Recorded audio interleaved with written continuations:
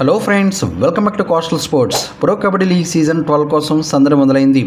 ఈ సీజన్లో ఏ టీంలు బలమైనవిగా కనిపిస్తున్నాయి, ఏ యంగ్ ప్లేయర్లు స్టార్లుగా మారబోతున్నారు, అభిమానులందరూ ఎంతో ఆసక్తిగా ఎదురుచూస్తున్నటువంటి బెంగళూరు బుల్స్ స్టార్టింగ్ 7 ఎలా ఉండబోతుంది, గత సీజన్లో అట్టడుగు స్థానం నిలిచిన బుల్స్ ఈసారి ఎలా పుంజుకోబోతున్నాయి, దీంతోపాటు క్రికెట్ బ్యాట్తో మొదలైనటువంటి ఒక యువకుడి ప్రయాణం కబడ్డీలో ఎలా సంచలనంగా మారిందో ఇప్పుడు తెలుసుకుందాం.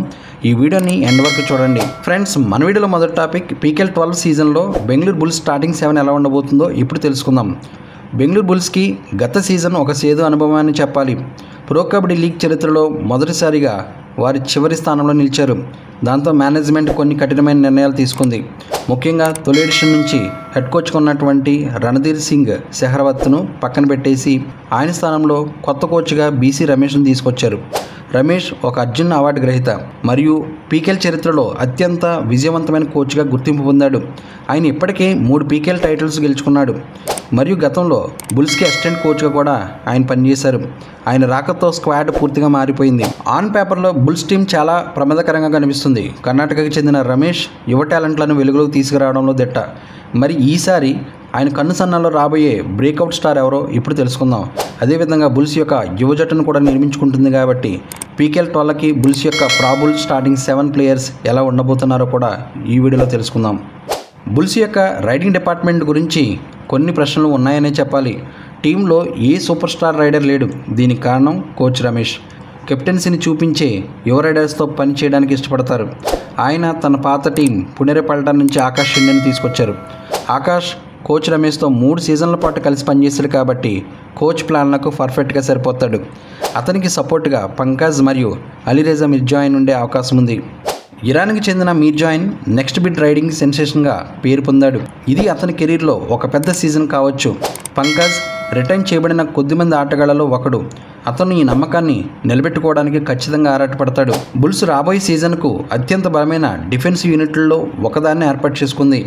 ఇటీవల కాలంలో తమదైన ముద్ర వేసుకున్నటువంటి 3 డిఫెండర్లను వాళ్ళు తమ స్క్వాడ్లోకి చేర్చుకున్నారు. అంకుష్ రాఠీ లెఫ్ట్ కార్నర్ నుంచి ఈ క్వార్టెట్కు నాయకత్వం వహిస్తాడు. అతని సపోర్ట్గా రైట్ కార్నర్లో యోగేష్ దహియా ఉంటాడు. ఈ ఇద్దరు బుల్స్ డిఫెన్స్కు ఒక ఆవేద్యమైన కోటలా ఉంటారు. కార్నర్స్ ఇలా గట్టిగా ఉన్నప్పుడు కవర్స్ను సంజయ్ దుల్ మరియు మనీష్ దుల్ పరీక్షిస్తారు. సంజయ్ గత సీజన్లో హర్యానా స్టీలర్స్ విజయంలో కీలక పాత్ర పోషించాడు. మనీష్ కూడా పాట్నా తరపున మంచి ప్రదర్శన ఇచ్చాడు. ఈ ఇద్దరికి అదనపు బాధ్యతలు ఉంటాయి. ఒకవేళ వాళ్ళు బాగా ఆడితే బుల్స్ డిఫెన్స్ను ఛేదించడం చాలా కష్టమవుతుంది. బెంగళూరు బుల్స్ స్టార్టింగ్ 7 ఈ విధంగా ఉండే అవకాశం ఉంటుంది. రైడర్స్లో ఆకాష్ షిండే, పంకజ్, అలీరేజా మిర్జాయిన్ ఉండే అవకాశం ఉంటుంది.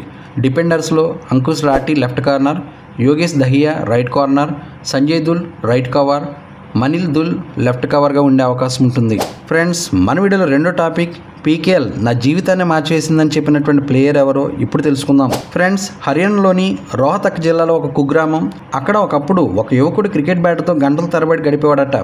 అతడికి కబడ్డీ గురించి ఏమాత్రం తెలీదు. కానీ ఒక ఆఫ్టర్నూన్ జరిగినటువంటి ఒక సంఘటన అతని జీవితాన్ని పూర్తిగా మార్చేసింది. ఆ యువకుడే నితేష్ కుమార్. ఇప్పుడు ప్రో కబడ్డీ లీగ్లో అత్యంత షైనింగ్ డిఫెన్సివ్ ప్రాస్పెక్ట్స్లో ఒకడు మరియు తమిళ తలైవాస్కు రైజింగ్ స్టార్. నితేష్ మాట్లాడుతూ, నాకప్పుడు దాదాపు 13 ఏళ్ళు ఉంటాయి. 40 కిలోల బరువు ఉండేవాడిని. నా స్నేహితులతో కలిసి కబడ్డీ గ్రౌండ్స్కి వెళ్ళేవాడిని అని రైజ్ ఆఫ్ ఏ స్టార్ కార్యక్రమంలో నితేష్ గుర్తు చేసుకున్నాడు. నేను నా మొదటి మ్యాచ్లో ఓడిపోయాను. స్కోరు కూడా నాకు గుర్తులేదు.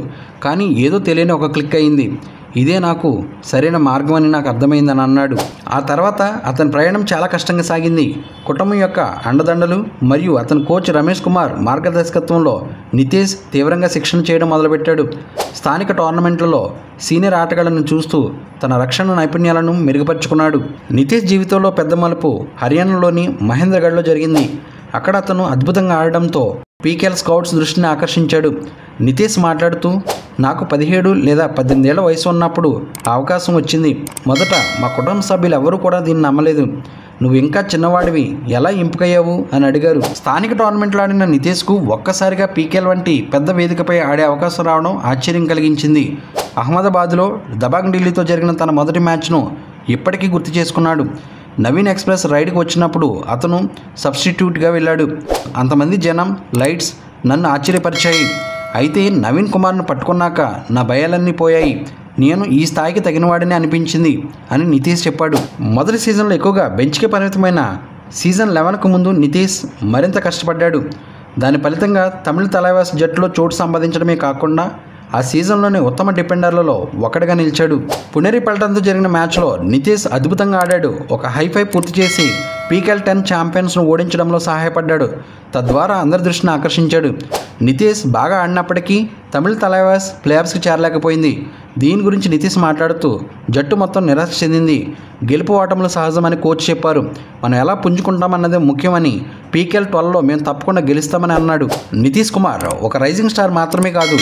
అతను కఠోర శ్రమ, పట్టుదల, సరైన మార్గదర్శకత్వం ఉంటే ఒక ఆటగాడు ఎంత ఎత్తుకు ఎదగగలడో తెలిపే ఒక ఉదాహరణ. PKL నా జీవితాన్ని మార్చేసింది. ఆర్థికంగా, మానసికంగా ప్రతి విధంగా నేను అభివృద్ధి చెందాను. నన్ను గతంలో ఎవరు గుర్తుపట్టకపోయినా ఇప్పుడు తమిళనాడులో నాతో ఫోటోలు దిగడానికి ఆగుతున్నారని గర్వంగా చెప్పాడు. కొత్త సీజన్ ప్రారంభమవుతున్న వేళ నితీష్ కుమార్ తన జట్టు డిఫెన్స్ను అదే పట్టుదలతో నడిపిస్తాడని తమిళ తలైవాస్ జట్టు మరియు అభిమానులు ఆశిస్తున్నారు. ఫ్రెండ్స్, బెంగళూరు బుల్స్ స్టార్టింగ్ 7 మరియు నితీష్ కుమార్ ప్రయాణం గురించి చూశారు కదా. ఈసారి మీ అంచనాలు ఏమిటి? ఫైనల్స్లో ఏ టీం గెలుస్తుందని మీరు అనుకుంటున్నారు? మీ అభిప్రాయాలను కింద కామెంట్ సెక్షన్లో తెలియచేయండి. ఈ వీడియో మీకు నచ్చితే లైక్ చేయండి, మీ ఫ్రెండ్స్తో షేర్ చేయండి మరియు మన ఛానల్ని సబ్స్క్రైబ్ చేయడం మర్చిపోకండి. Thank you for watching. జై హింద్.